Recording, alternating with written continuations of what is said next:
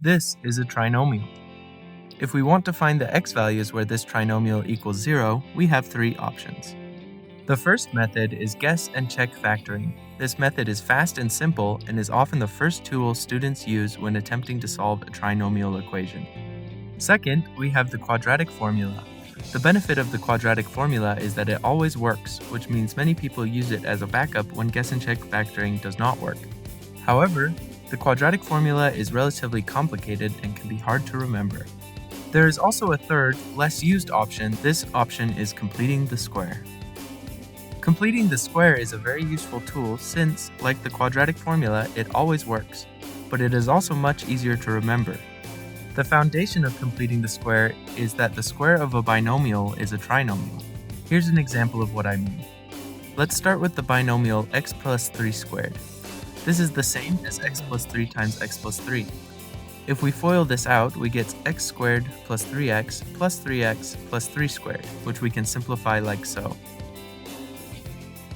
The idea behind completing the square is that we can take a trinomial of this form, which I will call a perfect square trinomial, and convert it back into a binomial squared. All you need to remember how to complete the square is the following formula: x plus a squared. If we expand this out, it shows us how to complete the square. To solve a trinomial this way, we want to convert it to a perfect square form like the one shown above. To do this, there are 3 steps. Step 1. Remove unnecessary terms. Step 2. Find a squared and add it to both sides. And Step 3. Complete the square and solve. Here is an example to clarify. We have a trinomial equation here. Let's solve it by completing the square. Step 1. Remove all unnecessary terms. For this equation, the only term we want to get rid of is the constant term. We can remove this term by adding 8 to each side. Now, we have the first 2 terms of our perfect square trinomial, but we still need the final term, which corresponds to a squared. We want to do the second step, adding a squared to both sides, but first we need to find a squared. Looking at the general form shown above, we can see that the 2x term in our equation corresponds to the 2ax term in the general equation. This means that 2a equals 2, or a equals 1. In this case, a squared is just 1 squared, which is 1, so we will add 1 to both sides of the equation. Now we can complete the square. On the left-hand side of our equation is a perfect square trinomial, so we can convert it back into a binomial squared. That's how you complete the square. To solve the equation the rest of the way, we just need to do some algebra. First, simplify the right-hand side. Then, take the square root of both sides. Don't forget to add a plus or minus sign when taking the square root. Now, isolate x by subtracting 1 from both sides. This gives us our answer. Simplifying shows that the solutions to this trinomial are x equals 2 and x equals negative 4. Now, this first example was one that could possibly have been solved using guess and check factoring as well. Let's do a more complicated example to show the power of completing the square. This new equation looks much more complicated, but we still just need the same 3 steps. Step 1. Remove unnecessary terms. In this case, we want to get rid of the leading coefficient attached to x squared as well as the constant term, 11/3. To get rid of the leading coefficient, we can divide both sides of the equation by 3. To get rid of the constant term, we will subtract 11/9 from both sides. Now we want to find a squared to do the second step.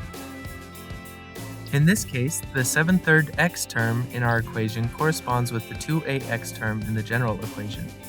This means that 2a equals 7/3, which means a is half of that, 7/6. Let's do step 2 and add a squared to both sides. We can now complete the square by converting the perfect square trinomial on the left-hand side to a binomial equation squared. We have successfully completed the square on the second example. Let's do the algebra to solve the problem the rest of the way. First, let's work on simplifying the right-hand side. Let's square 7/6, and now let's change the base of 11/9 and add the 2 fractions.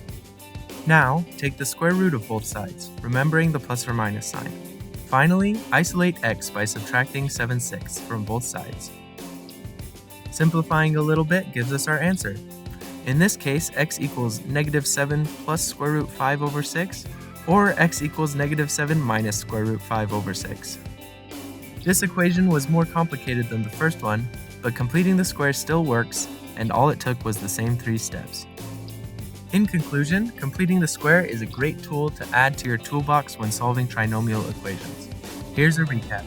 Completing the square is an easy-to-remember factoring tool that always works. All you need to remember is the formula x plus a squared. Foiling this out shows you how to make a perfect square trinomial. To complete the square, we simply need to follow these 3 steps. Step 1. Remove unnecessary terms. The only terms you ever need to worry about are leading coefficients, the ones attached to x squared, and the constant term. Second, we find a squared and add it to both sides. To find a squared, we use the term of the trinomial that corresponds with the 2ax term of the general form. Third, we complete the square and solve. Now that you have a perfect square trinomial, you can convert it back into a binomial squared. All that's left to solve the equation is some algebra, which, admittedly, can be the trickiest part. Thanks for watching.